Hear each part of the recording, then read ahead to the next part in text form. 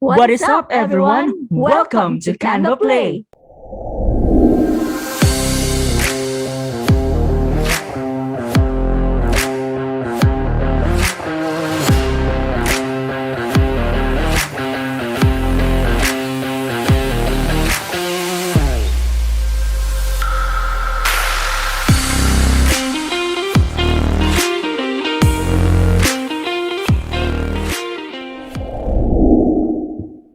Hi, good arts and godsends out there. Welcome back to our channel, Canva Play.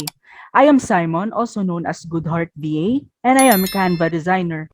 I am back to share with you another video tutorial called Thriller Lights Effect in Canva.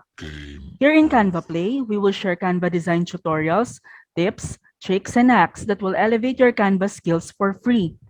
Lights out. Smoky, spooky air ambience.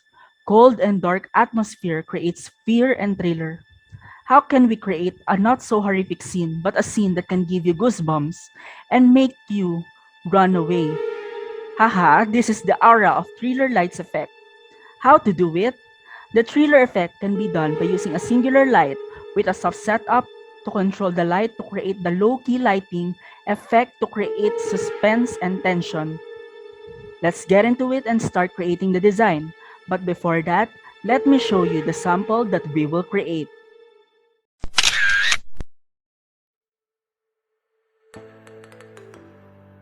Let's go to the blank Canva design editor. Drag a photo from photos or uploads. Using the image, go to edit image, click on background remover. If you are using the pro version user of Canva, you can automatically remove the background under effects. If you are a free version user, you can use the free alternative background removers like remove.bg or sticker mule. I will put in the description box below the link to these alternatives. If you want to have a Canva Pro account, I have a link in the description below that will give you access to 30 trial days of Canva Pro. It's completely free and you can cancel it at any time you want, hassle-free. Now, let's proceed. Before we done some effects on the image itself, let's create a background first. Go to Photos, and let's search for Spotlight in the search bar. I will find a perfect spotlight photo to use in this design to highlight my subject photo. I'll just scroll down and find from these various photos the spotlight I want. Here it is, the single look spotlight. Set the spotlight photo as a background. The next step is, I will change the settings of the subject photo itself. Go to edit image, scroll down, and let's use the shadows effect.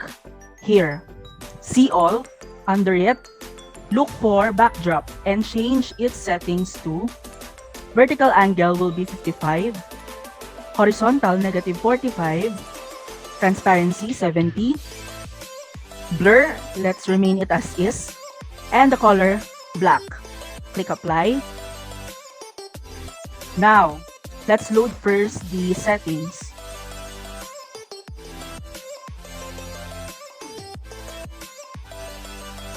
Okay, I will now position the image at the center of the spotlight.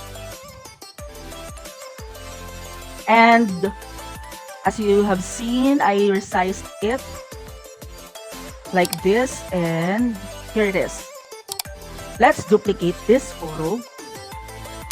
I will set the duplicated one at the side. I will go to the original photo first and I will apply another setting. Edit image. And let's look for filters. See all. And let's choose solar. Let's adjust the setting of this solar effect into 70 intensity. Okay, now I am done with the setting of the original photo. I can now lock it. This time, I will use the duplicated one we set aside a while ago and apply another setting for this. Let's go to edit image and let's look for color mix. See all. And under color mix, let's choose glow. change its setting to the strength should be 0.9, size 1.5, cutoff 0.55, and then click apply.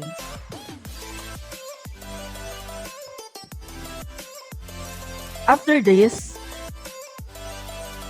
change its transparency to 60. Here. Now I can overlay it to the other photo, which is at the center, and let's make it perfectly aligned. I will zoom it for you to see the effect of the settings I made.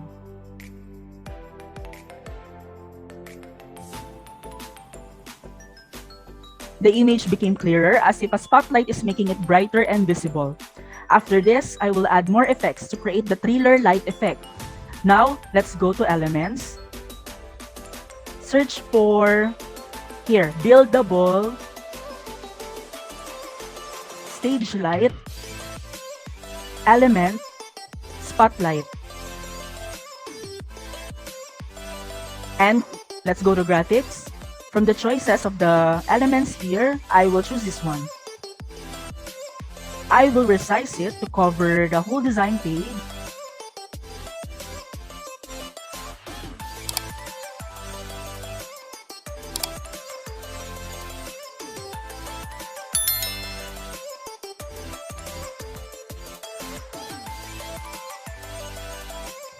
And after getting the correct position,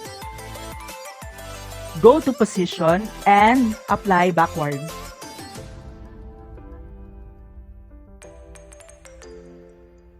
We're almost done, and for final touches, go to photos, search for, let's delete this one first, and let's search for Steam. I will choose this transparent one. The color of this is black, as you can see. And I want to make this black smoke into white smoke. So I will change its color. Going to edit image. I'll look for duotone. See all. You can choose any of the options here. And let's change all of the colors into white. I want to create a smoke coming from the spotlight. So I will position this smoke like this. I've positioned it at the center. I'll duplicate it once more. Position it like this at the side. Then I'll duplicate it again and let's make it symmetrical. Let's put another smoke from the other side. Perfect. Go to elements now. And this time, let's search for gradient that fades to transparency.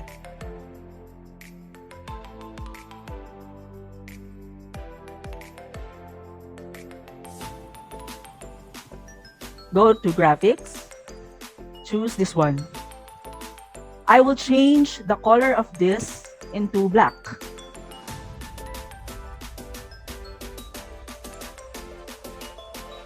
I'll rotate this one like this. And I'll resize it and place it here at the bottom. Just to have a black fading effect. Now, take a look at the design I made.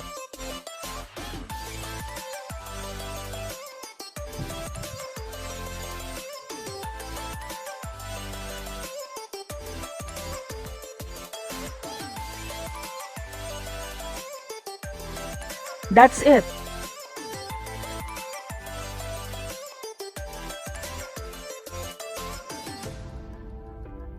For more design inspirations, watch this.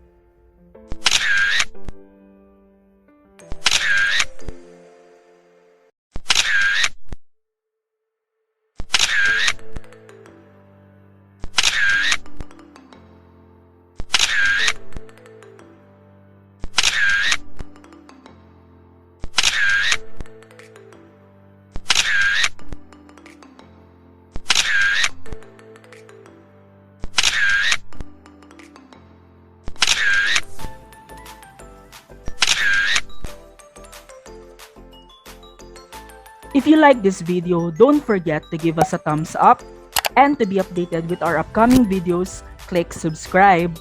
Drop your comments below for the tutorial you want to learn next time. Before I end this video, I hope I inspire your creativity. I'm Simon, your good heart being, saying, sharing is caring. In behalf of Pinky, Godsend BA, thank you for watching this till the end. Don't forget to hit that little bell icon so you don't miss the next video from Pinky with another exciting Canva tutorial. Bye guys, see you in the next video.